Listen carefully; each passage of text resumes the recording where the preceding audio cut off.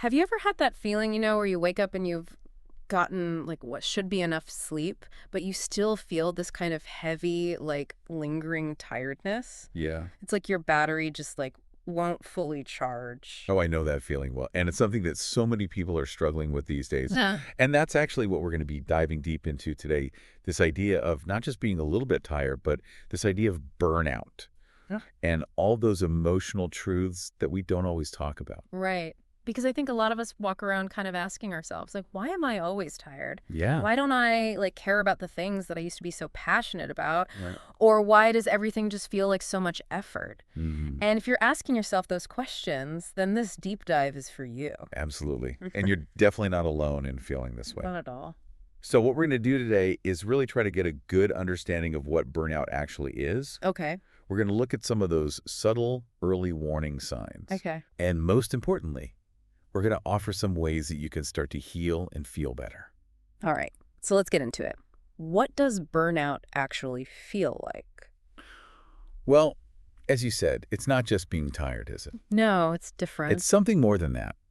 And I think the hallmark of burnout is this emotional exhaustion.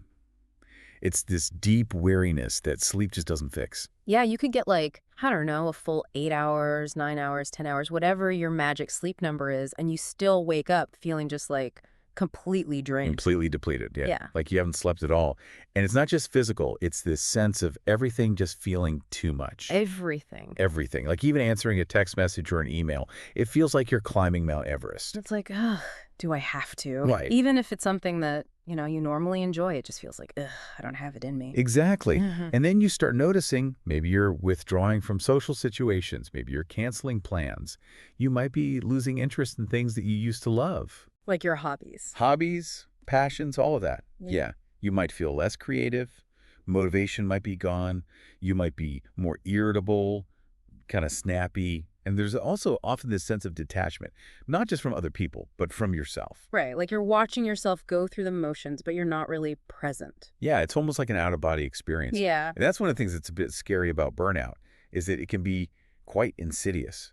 It's not always this sudden thing. Right. It can kind of creep up on you gradually. It's like death by 1,000 paper cuts. It really is. It's these daily pressures that just build up and build up over time. Right. So someone's listening to this and they're like, yeah, that does sound kind of familiar.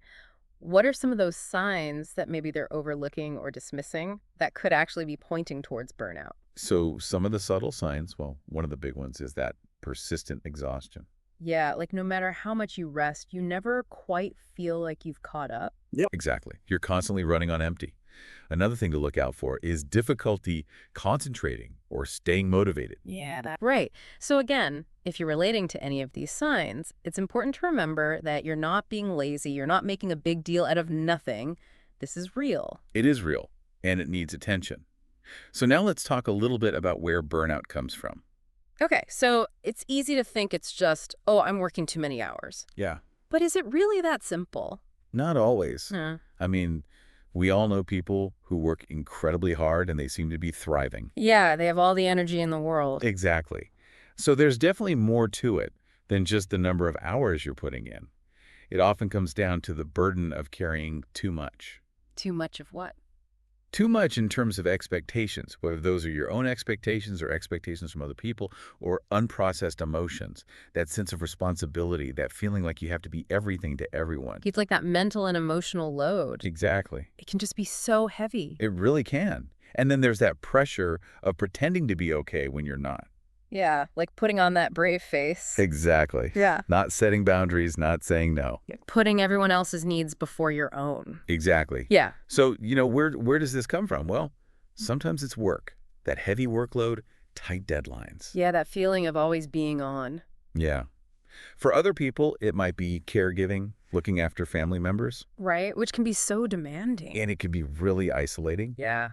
And then there's also just like the modern world, Right. all the constant stimulation Yeah, just feeling like you're bombarded from every direction. all the time. And all of this leads to this fundamental imbalance where you're spending way more energy than you're taking in. Yeah, it's like you're constantly withdrawing from your energy bank account, but you never make any deposits. Exactly. And eventually you go bankrupt. You're running on fumes. Exactly. Okay, so we've talked about what burnout feels like. We've talked about the signs. We've talked about the causes. Now, the big question, how do we heal from this? Because when you're in the thick of it, it can feel like impossible. It can feel really overwhelming. And I think it's important to start by adjusting our expectations a little bit. Recovering from burnout is not a quick fix. It's a journey, and it takes time. Yeah. It takes patience, and it takes self-compassion. The key is to interrupt that burnout cycle through small, consistent actions. Okay, so baby steps. Baby steps. Yeah. You don't have to overhaul your entire life tomorrow. That's good because that sounds way too overwhelming. Exactly. So where do you start?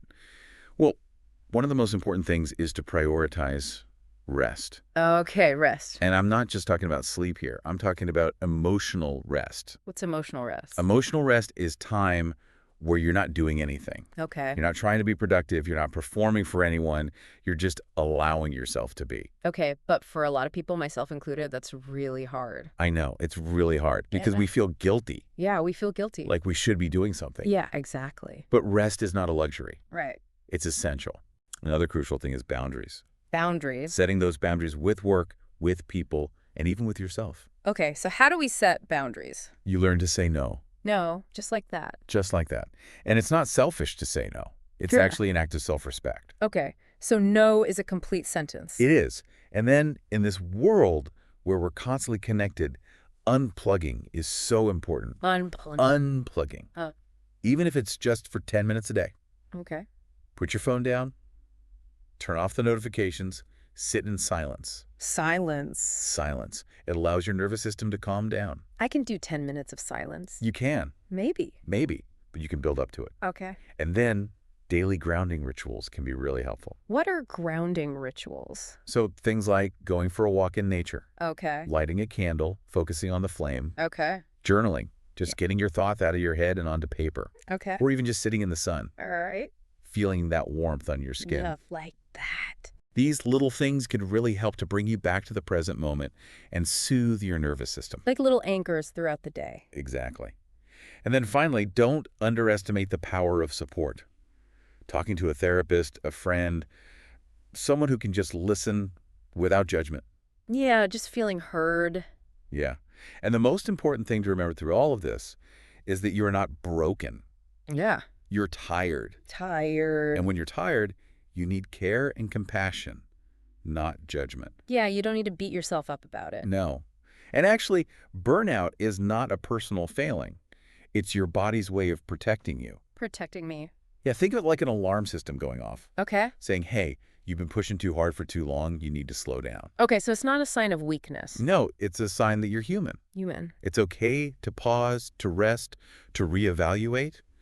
The world will keep spinning. Your responsibilities will still be there. Yeah, but you only get one you. Yeah. Exactly. And the good news is that lighter, happier, more authentic version of yourself that you might feel like you've lost touch with, Yeah. they're still there.